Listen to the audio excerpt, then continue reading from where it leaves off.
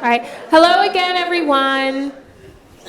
So before we get started, we would like to review important fire safety and press information with you all. In the event of a fire alarm, please proceed calmly to a nearby exit, leave the building, and move away from the doorway.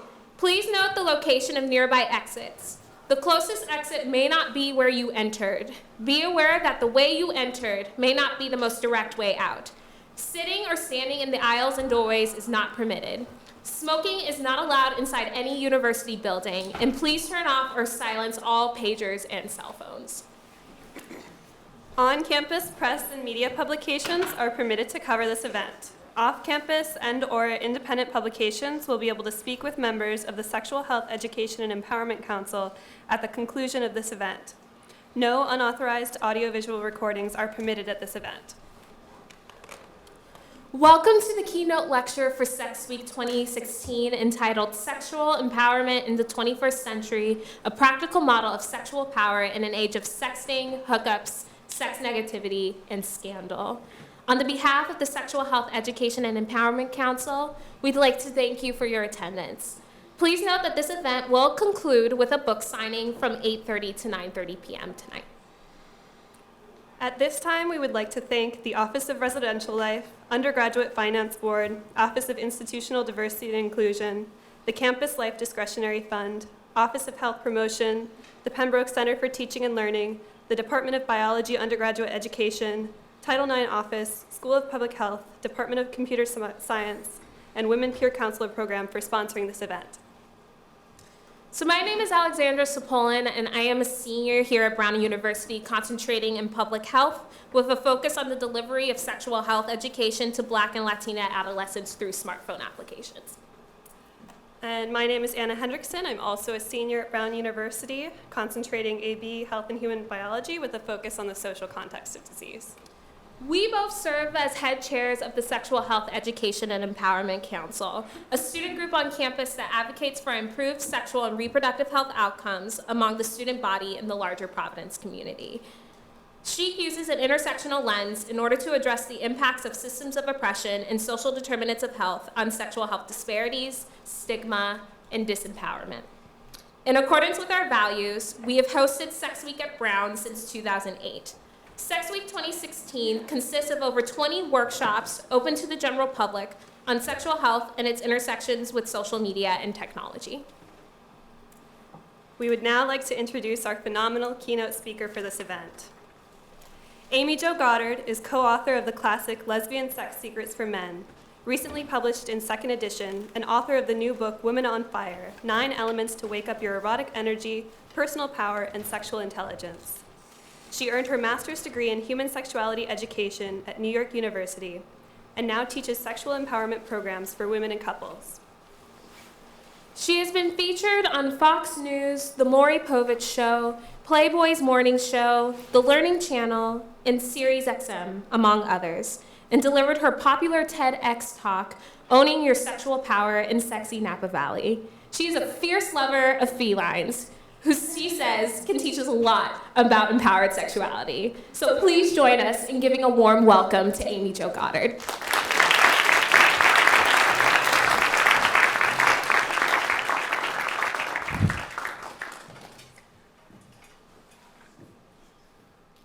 What if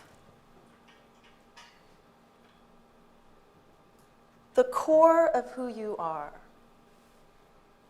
what if your sexuality were the place from which all of your other successes could emerge? What if that core, that key part of who you are, were the place from which you create everything in your life?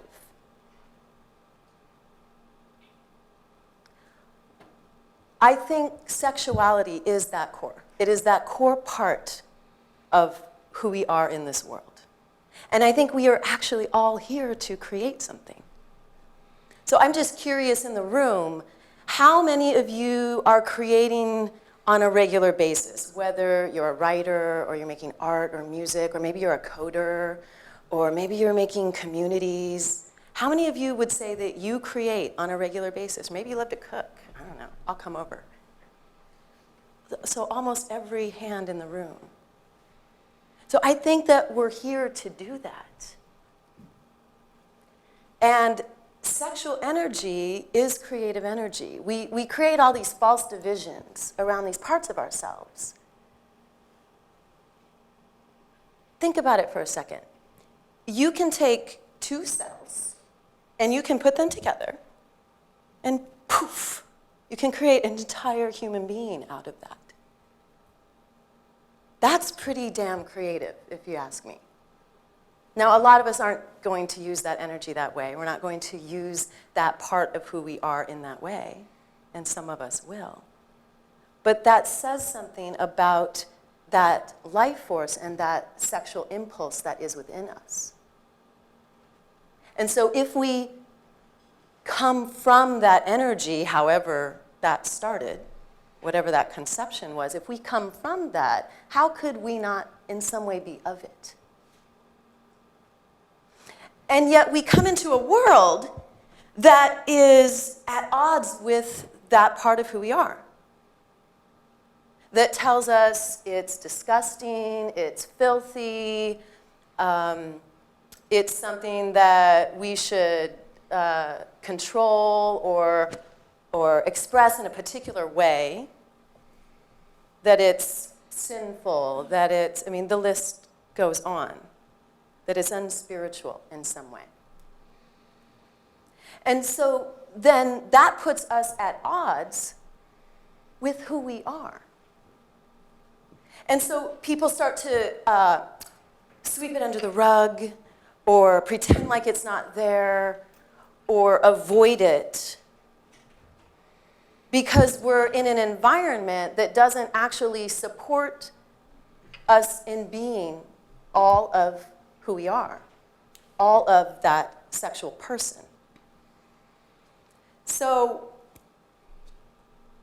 when we become at odds, when we start to fight the core of who we are, then we go to war with ourselves. And that's a losing battle. So, sexual empowerment has roots. They go back and back and back. And we inherit whatever happened with our ancestors, our grandmothers and grandfathers, and then our fathers and our mothers and our caretakers. We inherit things from them. We inherit sexual empowerment, disempowerment, beliefs, values, ideas, education or lack of it.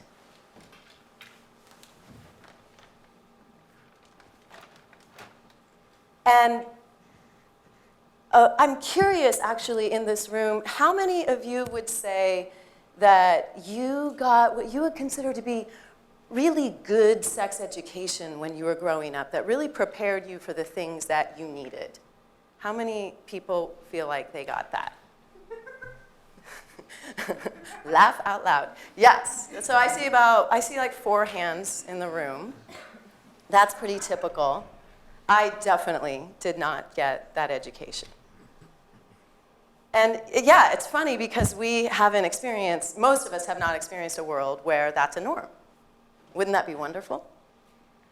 So a lot of times when I say to someone that I teach sexuality, the assumption is that I work with teenagers. Because of course, teenagers are the only people who need any sex education. And so I sort of laugh a little bit when that assumption is made. And sometimes I might say, well, actually, I work with former teenagers who never got the sex education that they needed, and now they're out in the world trying to navigate it, because really, that's what adults are.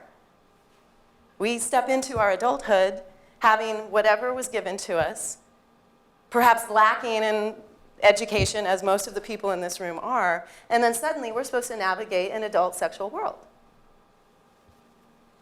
And so I was one of those teenagers.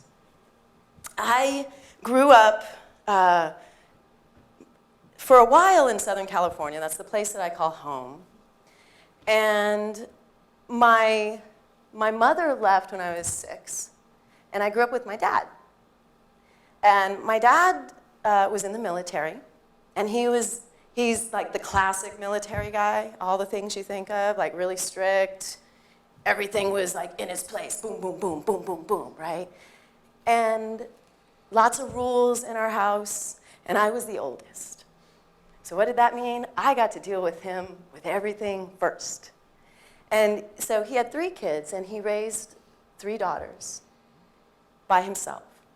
And we were living in Southern California, and my mom was kind of nearby. My mom considered herself she was a self-professed prude and a recovering Catholic. That was how she talked about herself. She even would call herself Sandra D. Do you even know what I'm referencing? You know, right? Okay, good. She would call herself Sandra D. She's like, I'm such a Sandra D. She was very proud of that. And so at one point, when I was almost 12 years old, my father got stationed all the way to the northern tip of Maine. So it's about as far away as I could possibly be from my mother when I was just embarking on some of the most pivotal years of my life. And a lot happened in those years. I mean, we were living in like northern Aroostook County. I don't know, anyone from Maine here? Nobody. Northern Aroostook County, like 2 miles from the Canadian border in the middle of potato fields, a little Air Force base up there. And so everything happened during those years when my mother was as far away as she could be. But mind you, neither my mother or my father ever had a conversation with me about sex or about sexuality. Never, not one. I was like ground zero when it came to sex. So I can remember the day when I got my period. I was in my bedroom. I was like, you know, it was a weekend, thankfully, I guess. And I was looking out the window, and we were in the middle of a blizzard. There were like snow drifts coming off the top of the house, like 6-foot snow drifts. And I had to go tell my father that I got my period. This was not a conversation that I was excited to have. I don't know if any of you were excited about that. You might have had parents that were more open. This was not a fun conversation for either him or me. And so I got up the courage, and I went and talked to him. And he put on all his snow gear and hopped on the snowmobile and rode across the base to the BX, the base exchange, to get me some pads because literally the car wouldn't be able to get, like everything was closed that day. And so I was up in my room waiting, and I heard him come in the house, and I ran down the stairs. And he walked in the door, and he handed me the bag, and he walked away. And that was it. That was it. So it was an approach of figure it out, right? As an entrepreneur in the world today, that's a term in the entrepreneurial world, that we are in the age of figure it out, because things are moving so fast that that's actually the skill that people need to have. We need to be able to figure things out because we're traversing so much new ground so quickly that we don't necessarily have models for the things that we're doing. So that was the model of sexuality I was existing in. It was just figure it out on your own. You're on your own. So I started to date boys, and my father did not like that. I'm surprised any boys would date me because they were all terrified of him, and why they would want to deal with a father like mine, I don't know. They took the risk. So I'd had like a couple of boyfriends for like a month or two, like you do when you're young, and things move really quick. And then I had a crush on this guy that was in kind of my group of friends where like everybody kind of dated each other. It was a little pink lady T-bird, actually. And we started dating, and I remember how shocking it was actually when I had my first kiss with him. That was very, very new. And then things actually moved very quickly. And we never talked about any of what was going on. And so there was I literally just started menstruating like 2 months ago, all these new changes in my body, all these new feelings. And he came over on a snowmobile one afternoon. That's how people got around. Came over on the snowmobile, nobody was home, and and we were watching MTV. MTV was new then. You're figuring it out. MTV was new. It was like this really exciting new thing. So we had like, they actually played videos back then, like music videos. So we had the MTV on, I remember, and we were on the couch, and we were making out, and I was kind of pinned underneath him. And then I started to have all of these feelings that were very new. So there was feelings happening in my body, but then I started to feel things from him that I had never felt before. And everything happened so fast, it became this blur. And I didn't even know what to do or say. And before I knew it, we had had sex.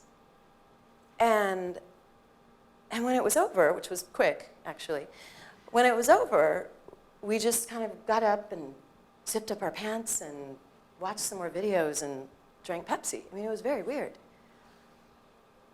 And so that was my sexual debut.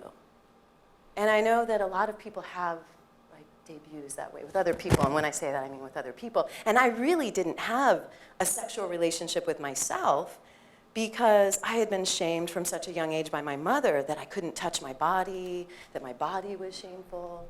And so I didn't understand it. I had never had a conversation with someone else about sex. And I certainly hadn't had a real conversation with myself. So I didn't know even what to think about it. And I was very, very confused about that. But I knew something big had happened. And none of my friends were talking about it, so I felt like I was the only one. And of course, I know now that that's not true. You know, Facebook, we find each other. And I remember I went to school the next day, and I was at my locker, and he came up to my locker, and he said to me, "Do you have any regrets?" That was his question. Like, really? I mean, I look back on that now, like, really? That was your question? But remember, sexual empowerment has roots, you know? He was just as ignorant as I was.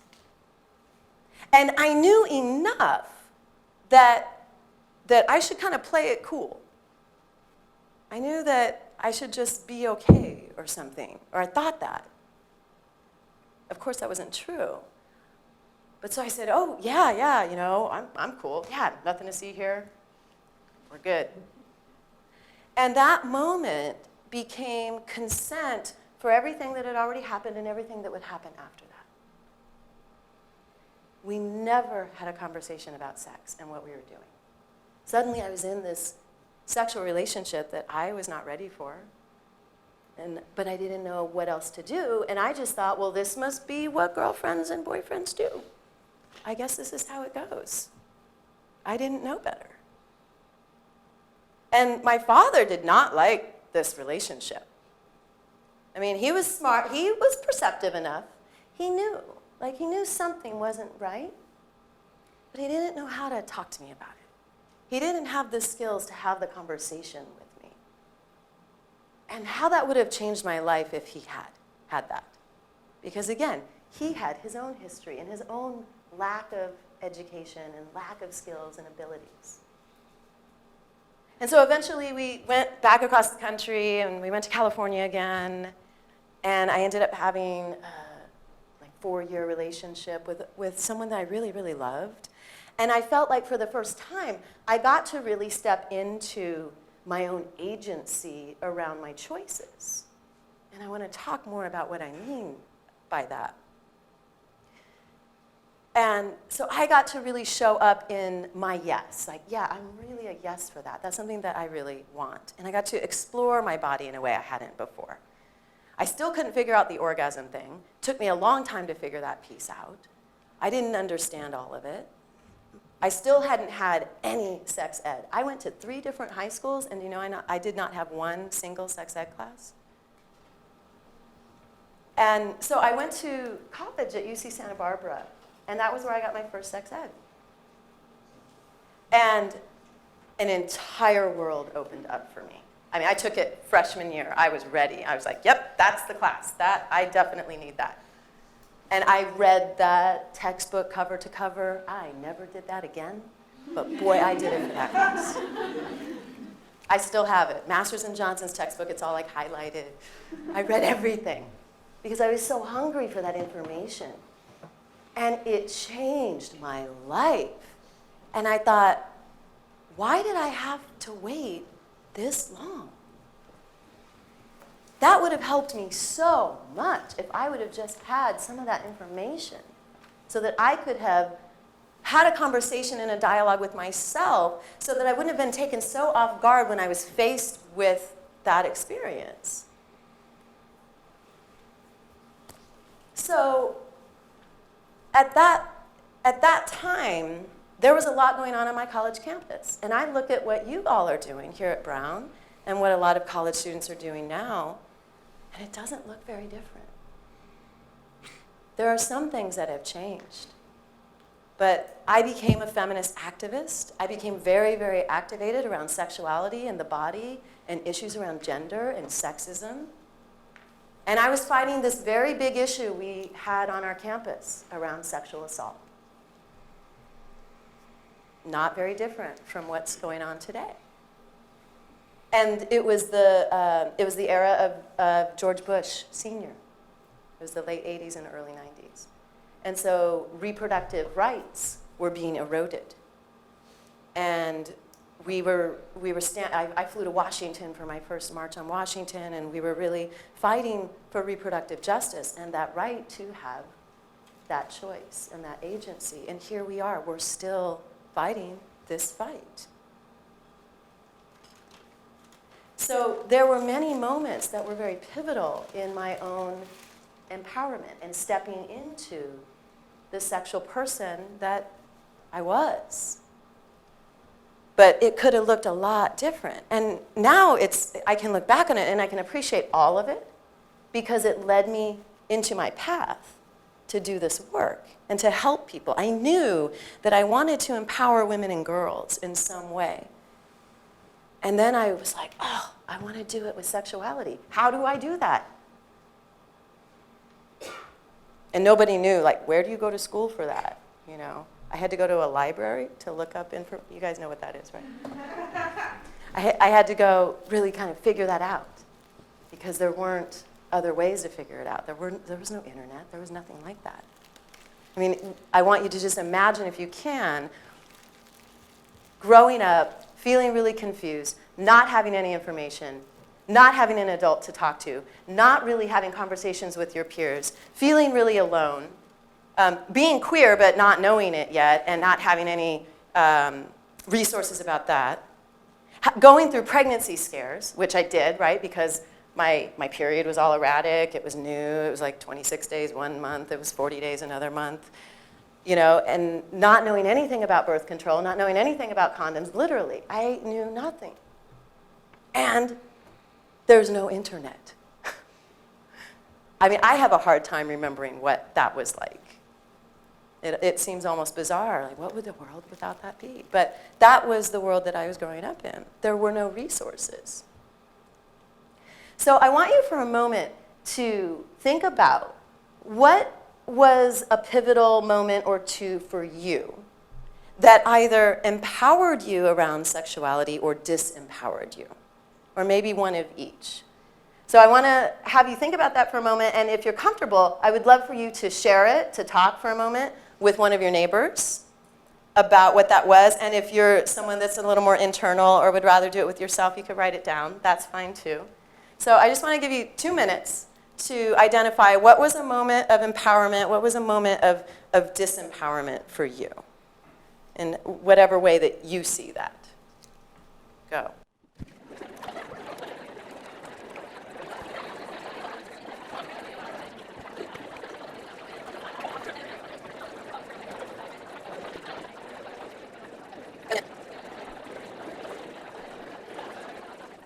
All right. Could I get a few people, would a few people be willing to share what was one of those moments? They're like, no, we're not telling you what that was. Hi. Well, before I came here 50 years or so ago, when I was a teenager, I discovered masturbation, but I my mom and dad were in another room, and I forget whether I was in the bathroom or the bedroom, and I think they were making some comments about it, and after that, I tried to be very quiet. And they never had a conversation with me, but... Yeah. So. Yeah, a lot of people have stories about that. Yeah. Oh, see, okay. Is that like, yes, I like that. Got to get in with the brown culture here and get with what you all do. Yeah, thank you for that. Yeah, and that's a big one for a lot of people. I mean, I didn't even share with you my story. That's in my TEDx talk. You can see it there. But yeah, that's a big one for people. It's sort of what happens when they're just getting to understand their own bodies. And then when we learn to have sex in silence and without our voice, we're like, hey, it's like we're squelching that energy, and then that impacts us as we grow up. Because that's not the best way to have sex and have the most pleasure. So, does anyone else want to share? Anyone else willing to share something that either empowered you or disempowered you? Anyone have an empowering one? I'd love to hear one of those. Yeah.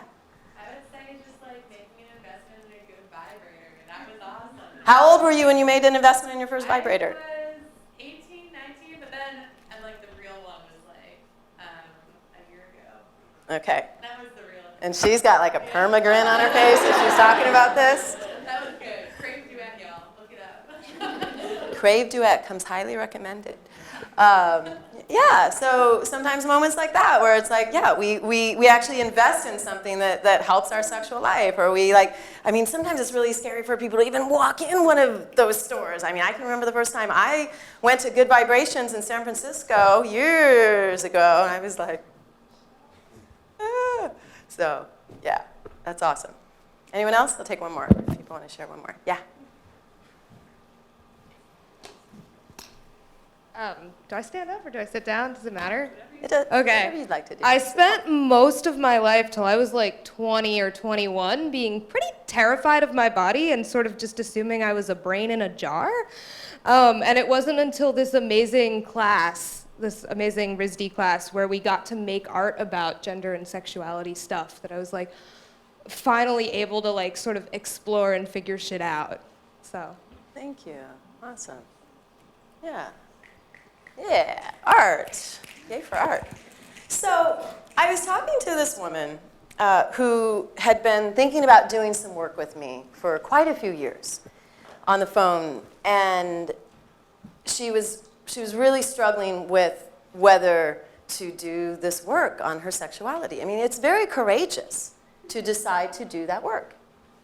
And she said to me, I feel like my sexuality is this big round ball, and I don't know what to grab onto or how to get in. It just feels amorphous. It feels like this big mass of stuff. And I just don't know, like, how do you start? How do you get through that? And I thought, yeah, I think that's how a lot of people feel. It's like, well, what does it mean to be sexually empowered? And what are the kinds of things I could do to start that process? And so I wrote my new book, Women on Fire, based on the work I've been doing. I've been doing this work for over 20 years. And I've worked for a long time primarily with women around sexual empowerment. And what I started to see is that I was having the same conversations over and over and over. There were key things that I knew each person needed. And I think people of all genders need. That just happens to be where I focus my work. And so I based the book on 9 elements that I think are really essential to address in terms of our own sexual empowerment. And I want to talk about a couple of those tonight. One of those elements is permission. I think one of my biggest jobs as an educator and as a coach that works with people around their sexuality is that I give them permission. And not because they need it from me, just because they need it. I give them permission to explore who they are as sexual people. I give them permission to like the things that they really like, that maybe sometimes they don't want to admit that they like, or to not like the things that they don't like, right? In this age of like, we're all so sex positive, and I'm saying that with a little bit of sarcasm because I think what often gets attached to that is, oh, we're supposed to just like everything. That's what it means to be sex positive. I should just love everything about sex. No, there are things that you don't like, and that's okay. So, we need that permission. We need the permission to really express our sexuality in the way we want to express it and to really be who we are meant to be as sexual people.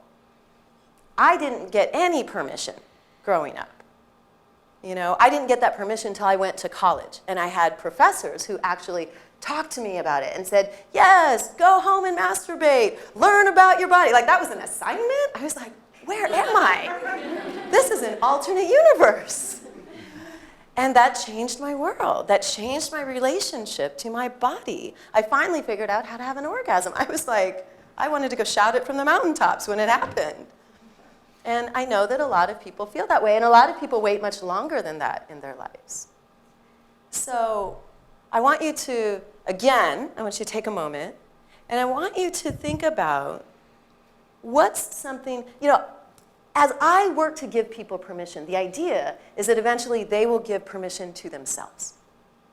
And so I want you to think about yourself and where you are right now, and what is something that if you could really give yourself permission for, that would really change your experience of your sexuality and allow you to be more authentically who you are as a sexual person. What is something that you really need to give yourself permission for?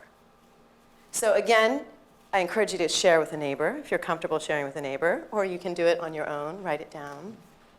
So let's take about 2 minutes for this. What is something that you need to give yourself permission for around sexuality?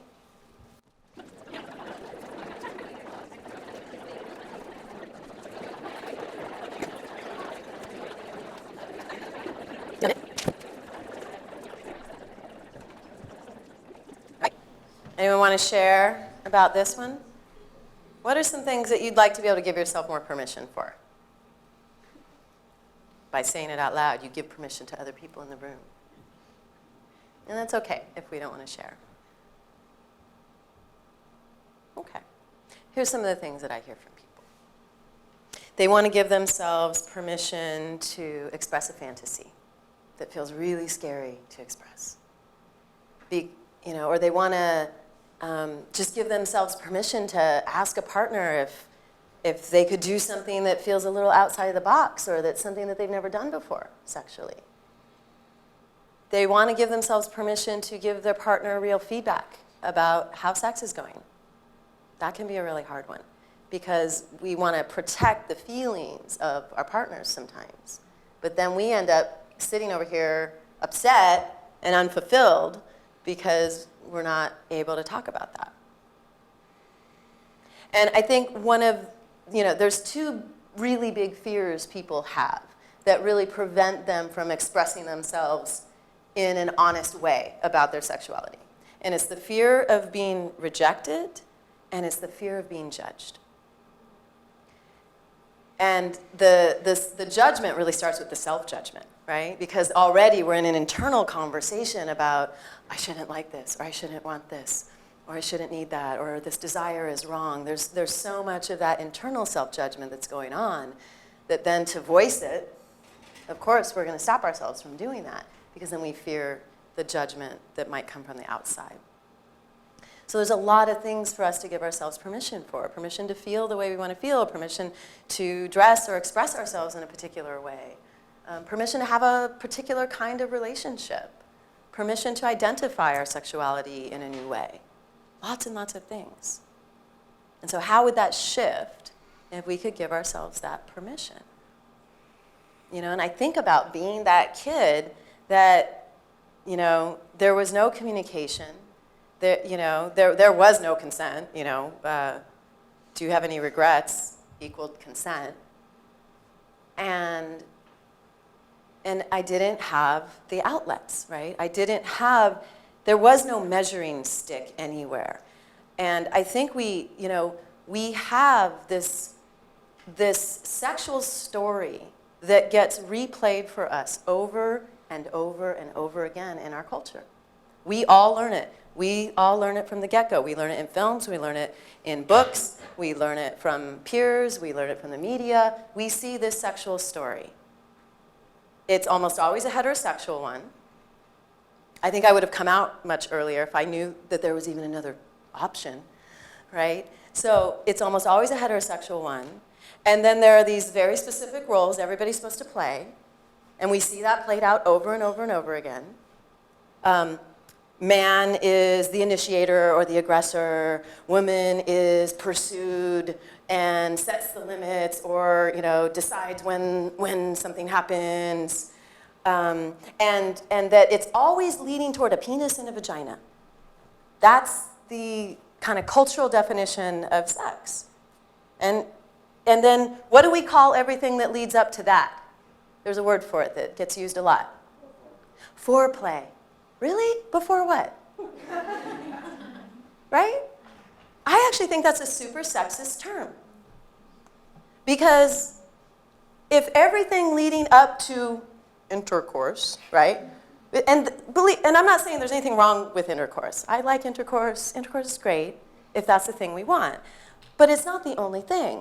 And so if we're saying everything that leads up to that is just foreplay, then a lot of those things that kind of fall under that idea of foreplay are the things that actually get female-bodied people off. That's a pretty sexist idea. So in my first book, Lesbian Sex Secrets for Men, there's a chapter called Foreplay. It's all play, right? Because it is. And so we learn this story over and over again that, sex is, and that it ends with intercourse, right? Actually, you know when it ends? When does it end? You know when it ends. When the guy comes, that's when it ends, right? Sex is over, we've done our job here, right? It's kind of crazy. But we see that story over and over and over. And so even if we're critical thinkers, like I know you all are, you're bright college students, you're thinking critically about the world or you wouldn't even be here tonight. So even when we're thinking critically, we take that story in over and over again, and it can't not impact us. And I think a lot of people are really dissatisfied with that idea of sex. I think people of all genders are, because we know there's something more. We would like for there to be something more. And so that's where that piece around permission is so important. It's like, well, if I want something else, how do I give that to myself? When the whole world is constantly, superimposing this story of sex onto me.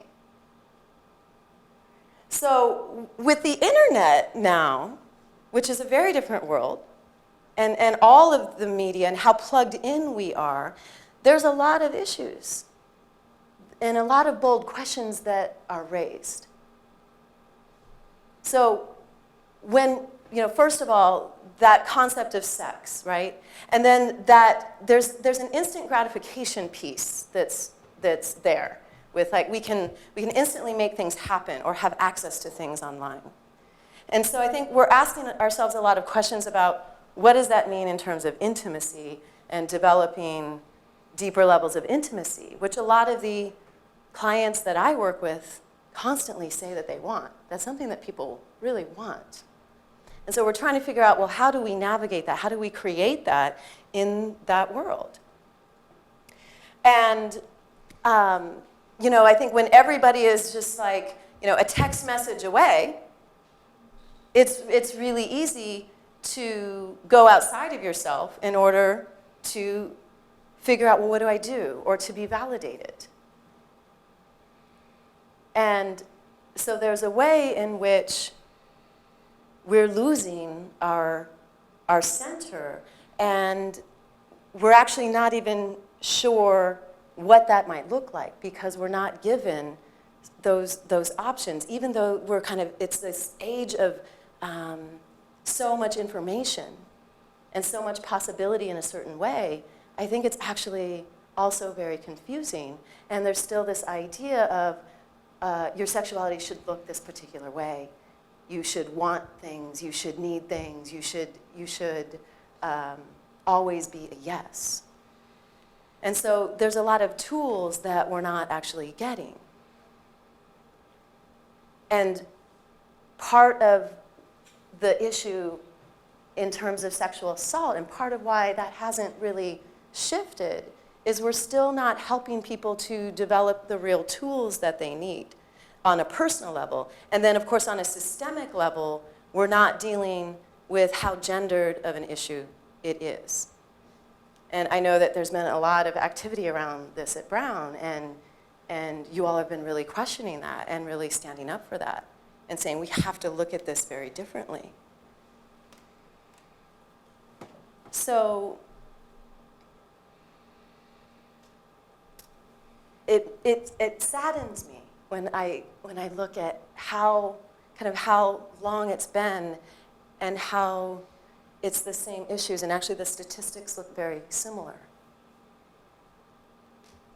So there's an opportunity to really shift in terms of the tools that we're giving people. What does it really mean to be sexually empowered? What does that really look like? What do we have to learn to do? We have to learn how to talk about it in a real way. We have to learn how to talk about our desires. We have to be able to talk about our limits, how to talk about safer sex and what we want, how we're going to take care of ourselves and protect ourselves in it. And then how to talk about what's happening right now.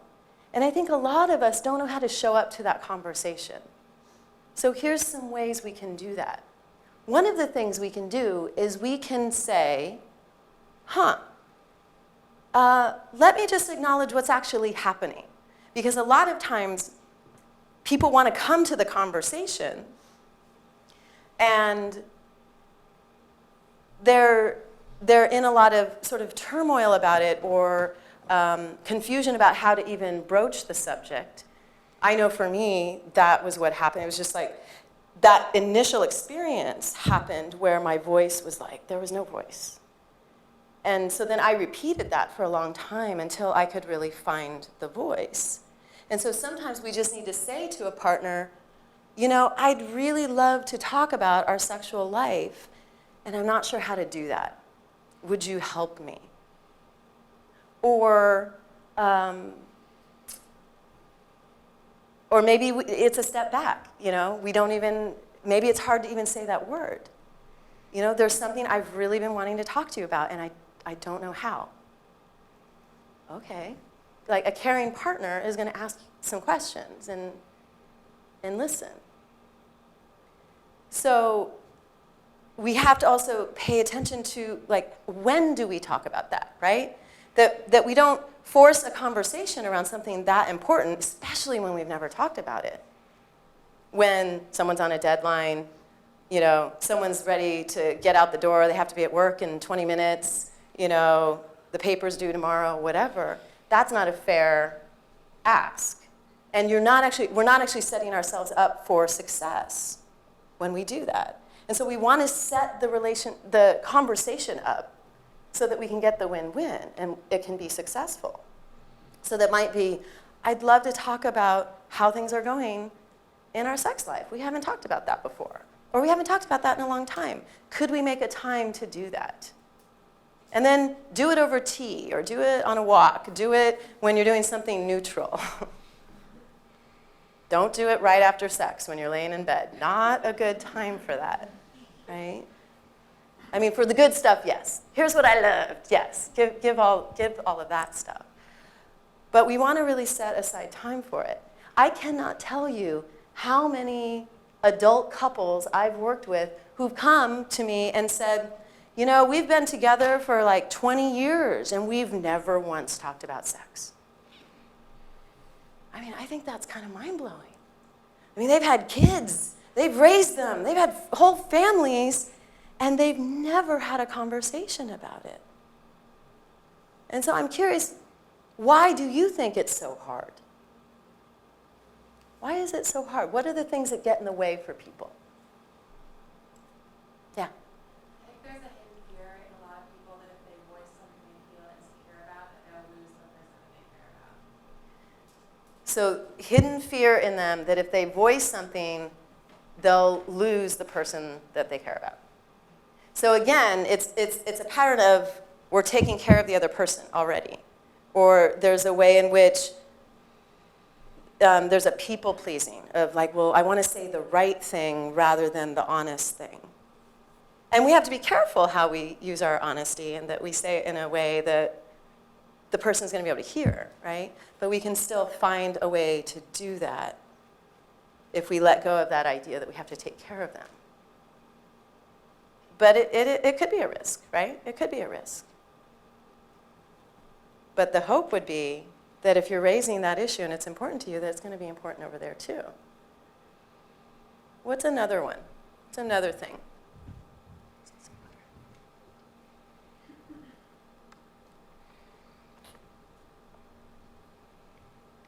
We all know how to talk about sex. It's all good. I mean, it might not be you. It could be somebody else. What do you think gets in the way? Yeah. I think a lot of sexual partners assume that, especially if they've been in a long-term relationship, that if they're in a good relationship, that means the sex is good, even if they're not enjoying it already. That that's just a natural part of a good relationship. Yep. Huge myth. Could everyone hear him? That having good sex is a natural part of a good relationship. And this is a huge myth. This idea that, well, if the love is good, if we have all these other things on which we're building a relationship, then clearly the sex is going to be good. Not true at all. And a lot of times, I've worked with people who like waited to have sex, maybe till they got married or till much later in the relationship, and then they were like, oh gosh, this isn't good. What do we do? And it was a really rude awakening because they had that assumption. Yeah. And I saw another hand over here. Yeah. Embarrassment? Fear of being embarrassed about. I think it's harder to have a conversation than when you're doing the act, really. It's harder to have conversation than when you're doing the act. Why would that be? Why would it be more embarrassing? I think when things are happening and all these hormones are going, it's like there's maybe a shared idea of what's going to happen, right? Mm-hmm. But when you're not in that state, it might be a little bit more uncomfortable to have this conversation. And I guess education also plays a part into it as well. Mm-hmm. Okay. Yeah, it's a skill, right? The conversation is a skill, so absolutely education plays a role. How do you get better at a skill? A skill is something you know how to do, right? And so how do you get better at that? By practice. You do it, right? You don't come into the world knowing how to cook an amazing gourmet meal. You don't come into the world knowing how to play soccer, right? You have to learn those things. Those things are skills. And talking about sex is a skill. And then there are all these other things within sex that require skills. And I think one of the issues that really comes up that holds people back from actually having really great sex and having those conversations is that we don't treat it that way.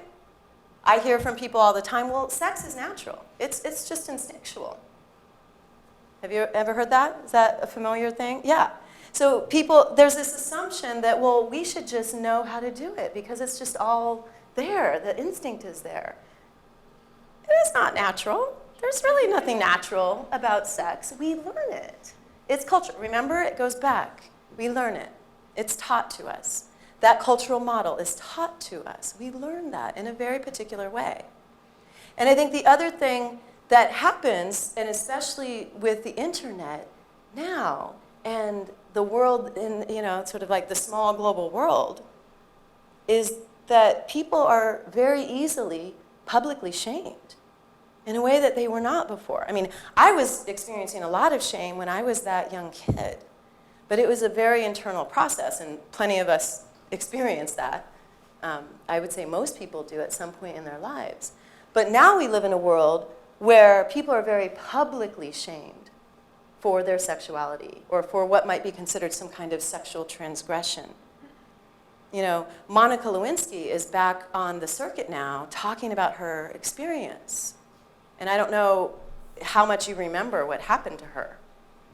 But I would say she was publicly shamed more than any other person on the planet for her sexuality, for this relationship that she had. She wore the biggest scarlet A I've ever seen. And she's still being shamed. I mean, over 20 years later, it's still happening. That's followed her. And then when we look at the ways in which lesbian, gay, and bisexual teens are still shamed online, I mean, it's shifting, right? But it's still happening. To the point where they kill themselves, or they are harmed by other people, and then especially people of transgender experience, and how harmed people of transgender experience can be. You know, I mean, I feel like every time I turn around, there's another story of someone being murdered because their sexuality or their gender expression doesn't fit that cultural norm that we all learn. So why is that so important for people? And girls are still, you know, slut-shamed over and over and over again for what either people think they did, right? Whether they did it or not, which is not their business, they are shamed as sluts, right? Which is why we now have slut walks and some of this activism that is meant to combat that. And a lot of girls have killed themselves over that shaming.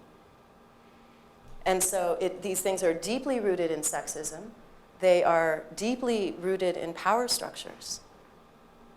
And so when that's what is being promoted and that's what we're seeing in terms of how sexual power is used to have a real conversation about sexual power and sexual empowerment from that personal place is actually still a very radical thing. And people don't necessarily know what that can look like. So I'm curious, what do you think sexual empowerment is? What are some important components of that for a person to really be empowered in the self, to be in their own sexual agency? And when I say sexual agency, I mean I am the agent of my sexuality. I am the agent over this body. I get to determine what happens to it. I get to decide who I share it with and what I do. I am the agent over my own pleasure. That's very powerful and important that we have that sense of sexual agency. So I think that's a key component of sexual empowerment. And I'm curious what you think it is. What do you think of when you think of sexual empowerment? Yeah. I think a big piece is being comfortable in being honest and open with oneself and one's sexual partners in terms of having conversations about your sexuality. So being able to be honest and open with yourself, with sexual partners in terms of your sexuality. Yeah. I think that's a huge piece of it. You know, the first chapter in my book is voice, right? And so it's the internal voice of how do I talk to myself, and then also how do I express my desire externally, and all the other things that go with that. Yeah, I think that's a really big piece. What are some other pieces you think are really important? Yeah. I think probably the most important step, at least in my experience, is unlearning the cultural model, because a lot of times people can conflate their own internal desires with what's societally acceptable. And I mean, without unlearning all of the problematic things that are tied to power, one's sexuality can be like, you know, overridden by cultural norms. Yep. Yeah, we will all buy into it if we don't do the work to unlearn that. I mean, it really takes conscious effort because we get it over and over and over again. I mean, you could be really, really smart and you're still going to be impacted by that. I know a lot of times we like to think like, not me, I'm critical in it, but it will impact us. So yeah, so I think, I like the way you put that we have to start the process of unlearning it. Yeah. Having agency over your sexual experiences and enjoying them. Yeah. Oh yeah, it's supposed to be fun, right? We want to enjoy them, right? And a lot of times, if we did get sex education, that part doesn't get talked about. That piece of pleasure. And that, yeah, we want you to enjoy it. If you're going to be sexual, we want you to have fun. So yeah, that's a big piece.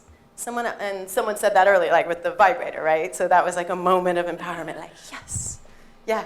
I think the idea that you don't have to have sex, that if you don't want to at all, I think that's also sexual empowerment, like not feeling like you're bothered if you don't ever want to have sex.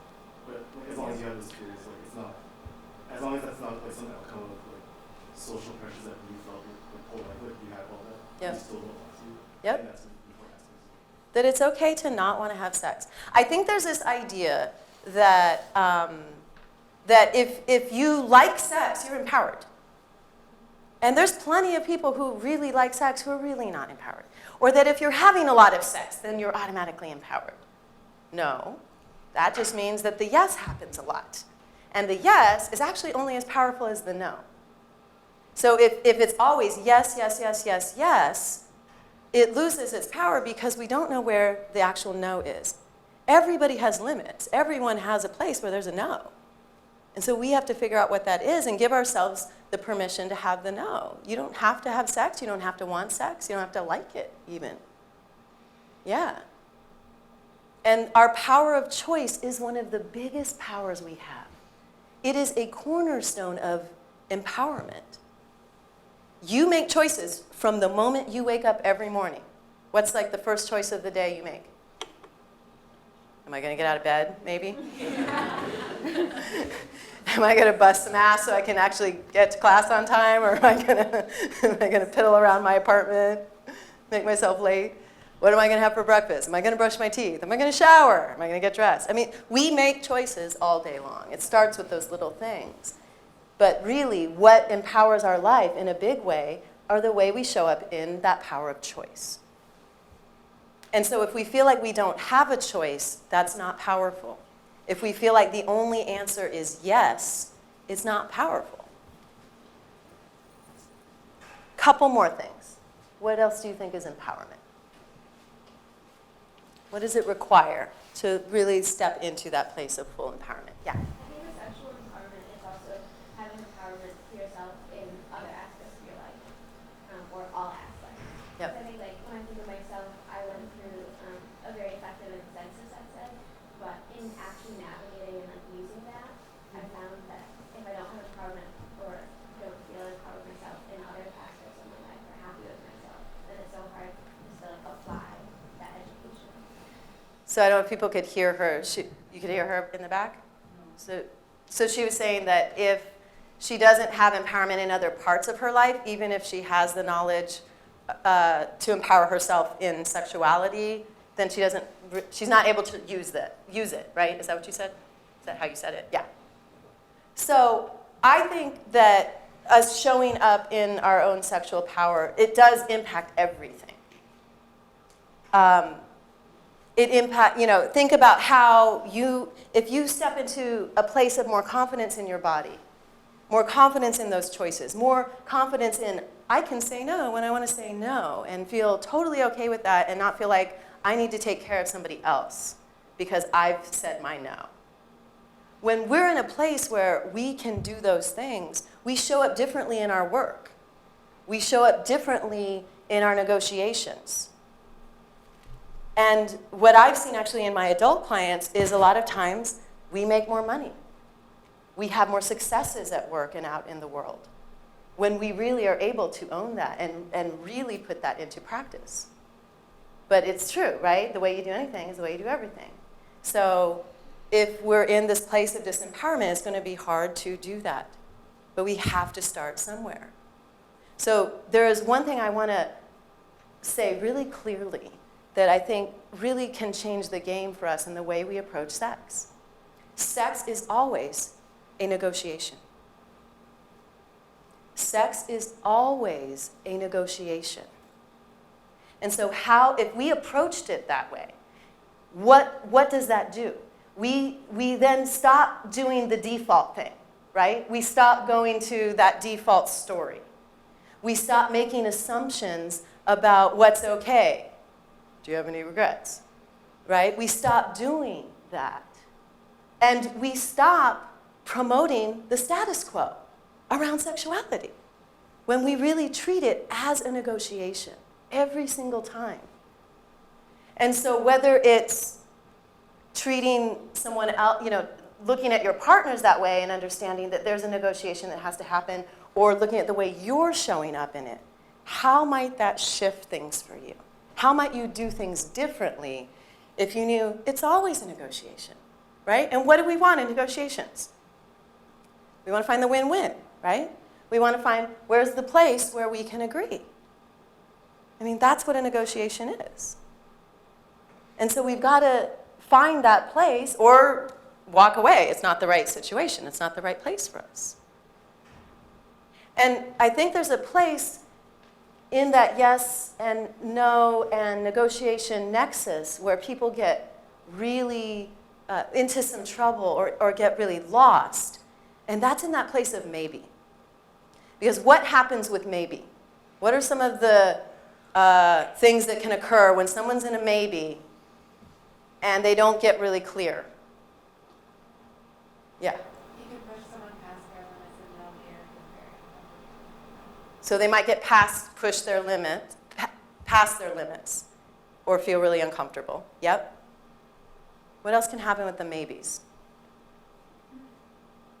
If we were kind of a maybe for something, but maybe we did it anyway, what can sometimes end up happening?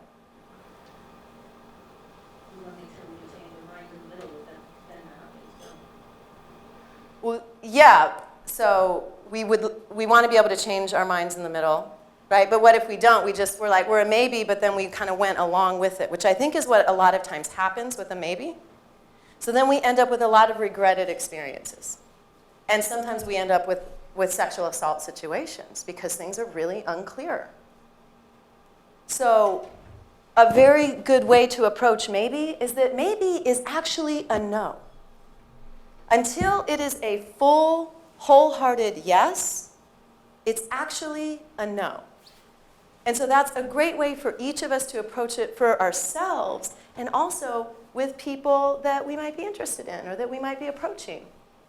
If they seem unsure or they're in a place of maybe and they're like, oh, I don't know, maybe, ask me later. I mean, that's really usually someone who's not comfortable saying no, sometimes putting off the decision, putting off, afraid of what the person's going to think, right? Back to some of the comments that were made. So that maybe really isn't a no. And so there's all these ways in which we leave ourselves. That's one of the ways that we leave ourselves, is in that place of choice and leaving that choice up to what's happening on the outside, what people want from us, what we think they want, saying what we think they want to hear.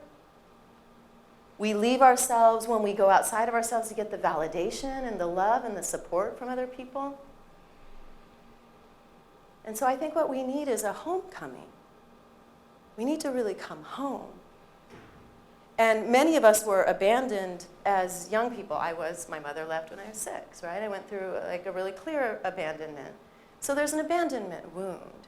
And so some of us, a caretaker or a parent left physically, and for some of us, they left in other ways. Maybe they were too sick to care for us, or too depressed to care for us. Maybe they were too drunk or too high to care for us. Maybe they were just neglectful, even though they were present. There's a lot of ways in which we get abandoned, and then we learn to abandon ourselves. And that shows up in a lot of ways in our sexual relationships, in our intimacy. And so there's this place of coming home where we're not leaving ourselves anymore. We're not going out there to people please. Or sometimes we go out there and we try to control, right? There's a lot of ways that looks when we're not at home. And so I think that place of coming home, it kind of encompasses a lot of the things that we're talking about. It's my favorite chapter in the book because I think when we've worked on voice, when we've worked on understanding our bodies, when we've worked on showing up in emotionally powerful ways, when we've developed a real understanding of our own desire and gotten comfortable with our desire and learned to communicate it, we come home. And I think that we all need that homecoming. And we all need that place of feeling like we are the advocate for our pleasure. We are the advocate for our desire. We are the advocate for our sexuality.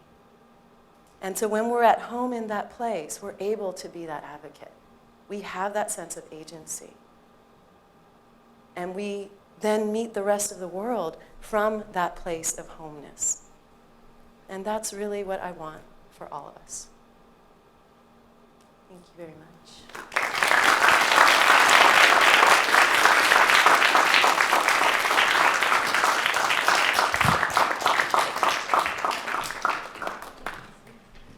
So we do have some time for a Q&A from the audience.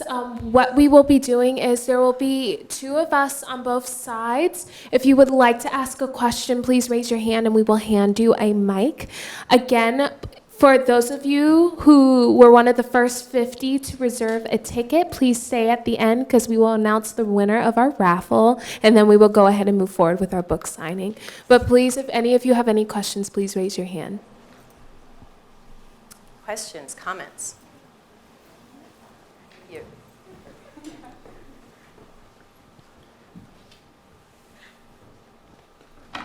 Hi, my name's Andy. So my question was about stereotypes in the bedroom, particularly like facing people of color and people of like marginalized identities, and the idea that you're either embodying like a stereotype or you have to like actively break against it. And I think that especially with like women of color that are, like so heavily fetishized in like the porn industry and just in their sexual encounters like every day, how, like, I was wondering if you could speak to that a little bit.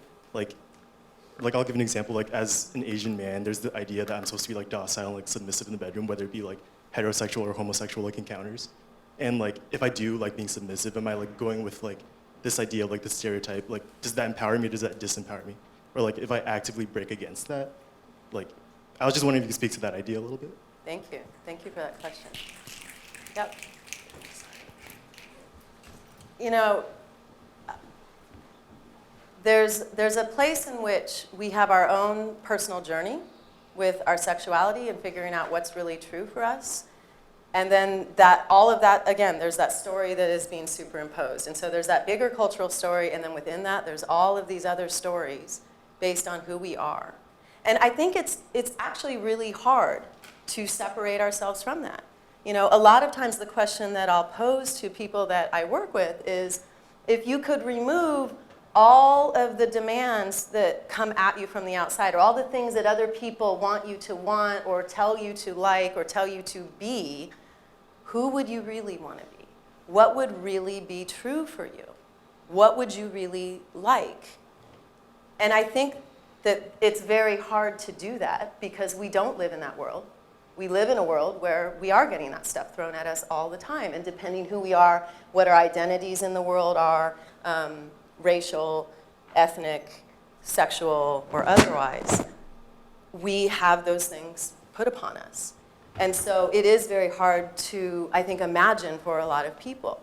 But I think on that personal journey, that has to be the question of, okay, if I set all of that aside and I really check in with myself and who I really want to be and what's really true for me, what do I want? And then I think there is a place of giving yourself permission to go for that, whatever that thing is. Whether you think it's going to perpetuate a stereotype or not, or whether people are going to question you in a particular way. And I think depending where we are in our own evolution and our own ability to stand in our own power around that thing, whatever that thing is, that can be very hard depending where we are. I have, a friend of mine, a fellow educator, Melena Williams, is a black woman who identifies as very submissive. And stuff gets thrown at her all the time. And she's a BDSM educator. She does a lot of education about power in sex and play from that submissive place. And her partner is a white man who also is German. So there's like some deep layers there for people. I mean, just by them showing up in a room, it challenges people. People are like, whoa. And she's in a place where she's so comfortable with who she is. And she's able to really own it and talk about it from that place, that she doesn't get, she doesn't get thrown around and whipped around by all of that stuff. But was it a journey for her to get there? Sure, but and she's able to also then challenge people around the assumptions that they make. That she gets to, people will often tell her, oh, you're not supposed to like that, or like, what are you doing, for a black woman to like be in that kind of a dynamic, and how you're taking us back. And she really stands in it and demands that place of, no, actually my own empowerment is that I get to choose that. That is the thing that I like, and it is authentic for me. And, heads roll sometimes, and sometimes if people, might see, sometimes even in a public space where people might see someone play with power in a particular way and see some, the racial elements of that, it's hard for them to even watch or see. Allow them to, allow themselves to be a part of that. You don't have to, right? And that's a lot of times what she'll say. You can walk away. You don't have to be a part of it. But I think it's a journey, and I think some of it is about extricating what's not yours and allowing yourself to have the real conversations with people you feel safe having those conversations with, that you can talk about it in a real way and not have stuff projected onto you about who you're really supposed to be. So I hope you can give yourself that space, and I know that there's some really great spaces here at Brown with your student groups and some of the activism that's happening here and people that are really thinking about these things. So whether it's in a bigger group like that or whether it's a group of friends or even a partner where you can have those conversations, I think it's really important. These are complex issues. It's not simple. So thank you for that question.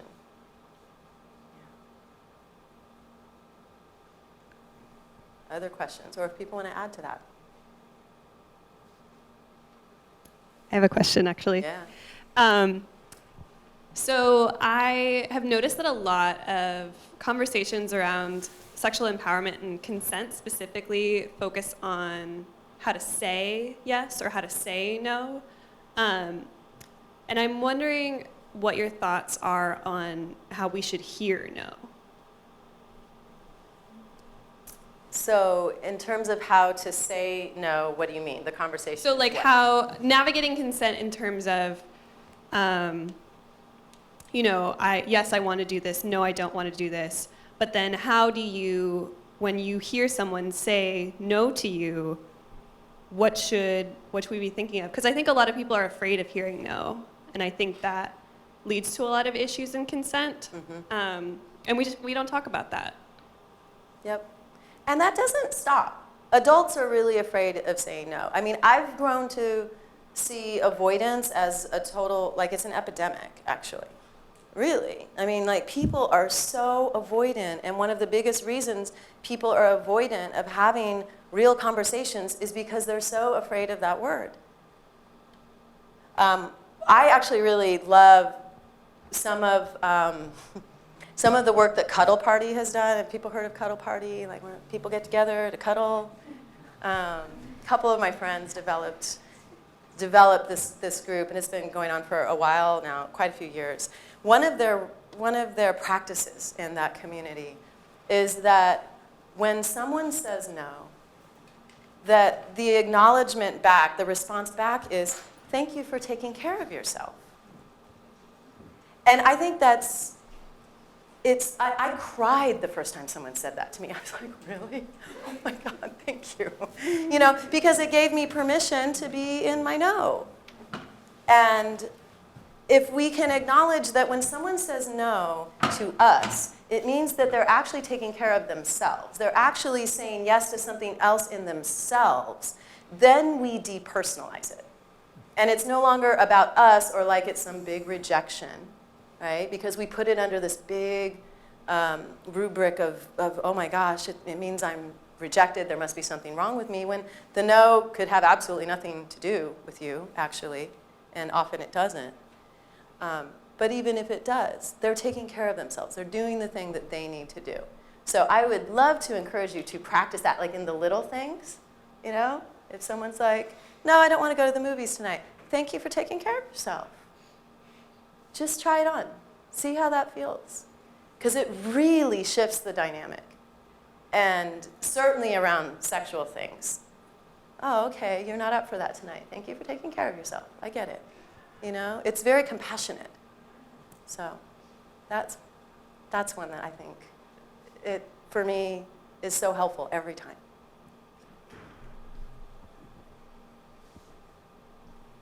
First, thank you so much for coming to speak tonight. I really appreciate it. My question is, when I'm sitting and looking at things like the presidential primary elections that are coming up, I become really concerned, especially when candidates begin engaging in conversations about reproductive justice and sexual empowerment.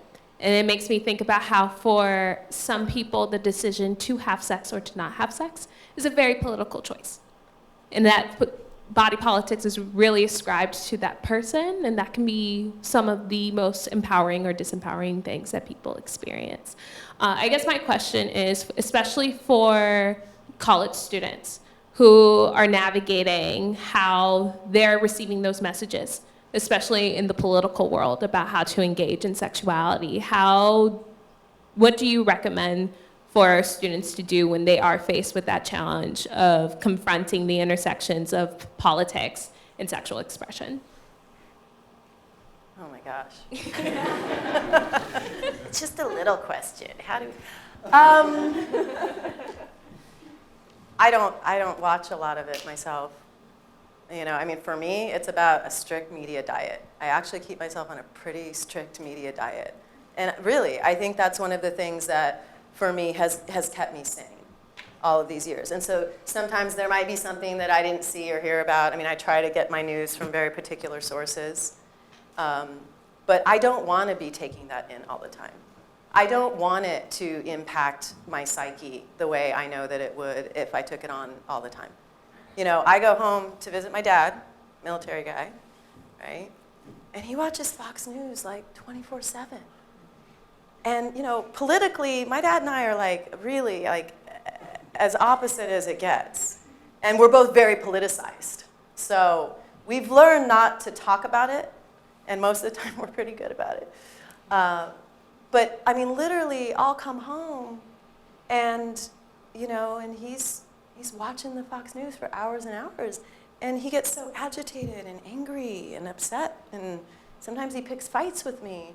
My friend named it. She's like, oh, that has a name. That's called Fox News tantrums. He's having a Fox News tantrum. So I call it that now. Oh, it's an FNT. That's what that is.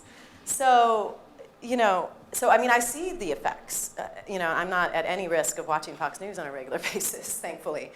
But I do think we all have to really take that seriously, because so much media, we're so saturated with it, we're so inundated with it, and we all need those boundaries with our media. And we have to choose those for ourselves. No one else is choosing it for us.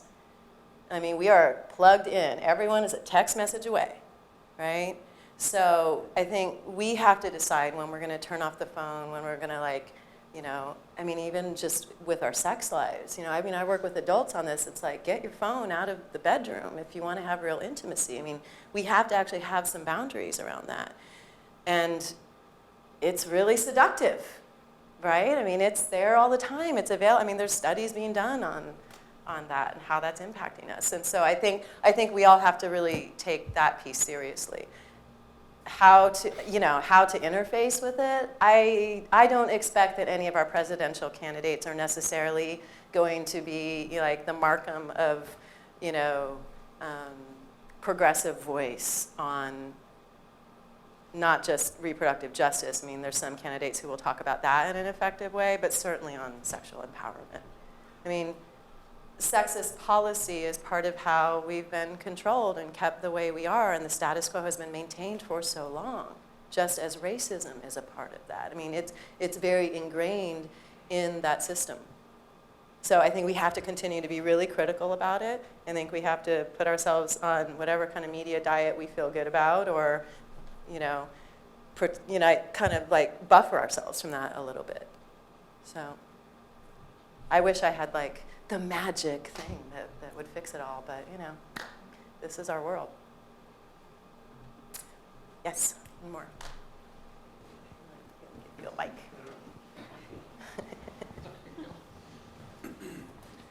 How do you have conversations about sex with groups of friends, if not in an academic setting? So academic settings, it seems appropriate, right?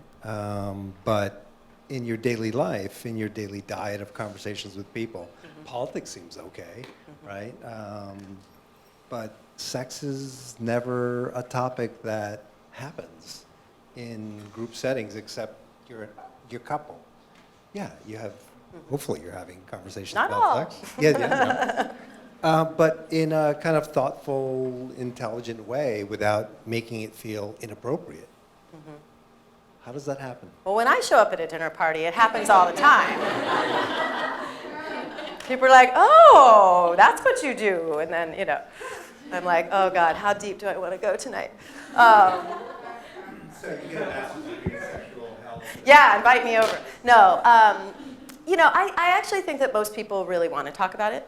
I mean, that's what I've learned from that, the way in which just my presence or someone being like, oh, so what do you do? And if I actually decide that I'm going to be honest, because I'm open to the conversation. Like, I might be kind of vague if I'm not really open to the conversation, but if I'm actually really clear, people are actually really interested.